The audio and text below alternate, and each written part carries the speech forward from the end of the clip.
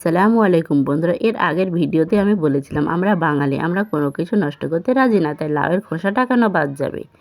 একসাথে অনেকগুলো লাউ রান্না করা হয়েছিল, তাও খোসা হয়েছে অনেকগুলো, তাই নষ্ট না করে এটা দিয়ে একটা রেসিপি বানিয়ে নিব। এখানে লাউয়ের খোসাগুলো ছোট ছোট করে কেটে নিয়েছি, এর ভিতরে টুকরো টুকরো করে দিয়ে দিয়েছি আলু।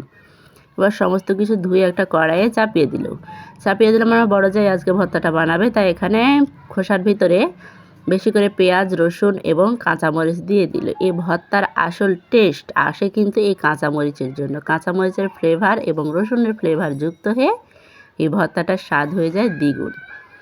পরিমাণ মতো দিয়ে দিয়েছে লবণ এবং হলুদ গুঁড়া।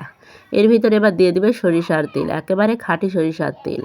দেওয়া হয়ে গেলে এর ভিতরে পরিমাণ মতো পানি দিয়ে ভর্তাটা চুলায় চাপিয়ে দিবে এবং আস্তে আস্তে জালে ভর্তাটা রান্না হবে এবং সুন্দরভাবে সিদ্ধ হয়ে যাবে।